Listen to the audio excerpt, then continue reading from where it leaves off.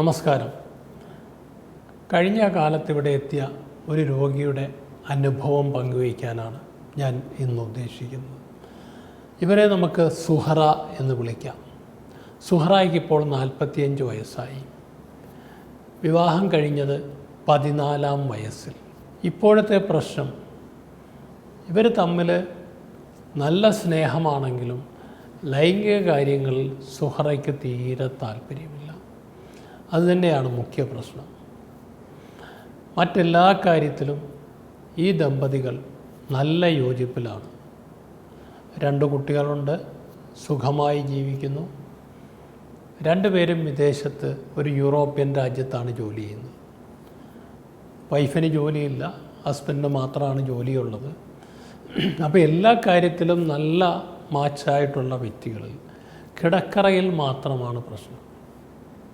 പ്രശ്നം എന്താണെന്ന് ചോദിച്ചാൽ, സുഹറയ്ക്ക് കല്യാണം കഴിച്ച കാലം തൊട്ട് തന്നെ ലൈംഗിക കാര്യങ്ങളിൽ താല്പര്യമില്ല. അതെന്തെങ്കിലും ചികിത്സയിലൂടെ മാറ്റാൻ പറ്റുമോ എന്നറിയാൻ വേണ്ടിയാണ് അവർ വന്ന് കണ്ടത്. അപ്പോൾ കൂടുതൽ വിശദമായി മനസ്സിലാക്കിയപ്പോഴാണ് ഒരു കാര്യം മനസ്സിലായത്. 14 വയസ്സ് പൂർത്തിയാകുന്നതിന് മുൻപ് തന്നെ വിവാഹം കഴിഞ്ഞു. ആ കാലത്ത് അങ്ങനെയൊക്കെ ആയിരുന്നു. അറിയാമല്ലോ, ഗ്രാമങ്ങളിൽ പലപ്പോഴും വളരെ ചെറുപ്രായത്തിൽ തന്നെ പെൺകുട്ടികളെ കല്യാണം കഴിച്ചിരുന്നു. കാരണം മാതാപിതാക്കൾക്ക് ഒരു പെൺകുട്ടി പ്രായപൂർത്തിയായാൽ എത്രയും പെട്ടെന്ന് അവരുടെ കാര്യങ്ങൾ നിറവേറ്റി മാതാപിതാക്കളുടെ ബാധ്യത ഒഴിവാക്കണമെന്നുള്ളൊരു ചിന്തയായിരുന്നു. അപ്പോൾ 10ാം ക്ലാസ്സിലേക്ക് എത്തിയില്ല, 9ാം ക്ലാസ്സിൻ്റെ ഏതാണ്ട് പരീക്ഷ കഴിയുന്ന സമയത്താണ് സുഹറയുടെ വിവാഹം നടന്നത്. അവൾ പറഞ്ഞു, എനിക്ക് പഠിക്കണം. അപ്പോൾ ഹസ്ബൻഡിൻ്റെ വീട്ടുകാർ പറഞ്ഞു, അതിനെന്താ കുഴപ്പം, അവൾക്ക് വേണമെങ്കിൽ പഠിക്കാം, കല്യാണം കഴിഞ്ഞാലും പഠിക്കാം. അങ്ങനെയാണ് 14 വയസ്സ് പോലും തികയുന്നതിന് മുൻപ് കല്യാണം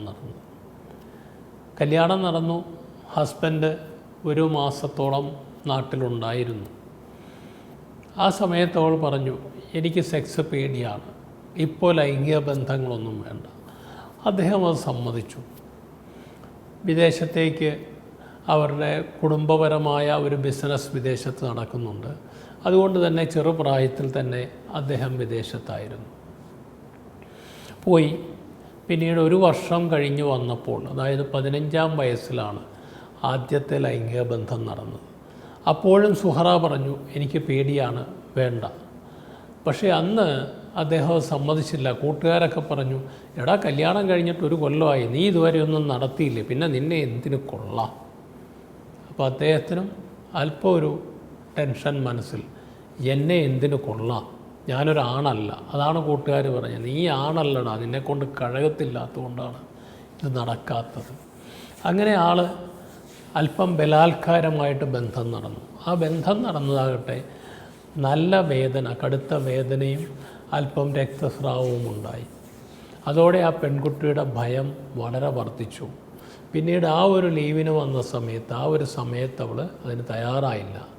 പക്ഷേ ഭാഗ്യമോ നിർഭാഗ്യമോ അടുത്ത മാസത്തെ ആർത്തവത്തിൻ്റെ ചക്രം തെറ്റി.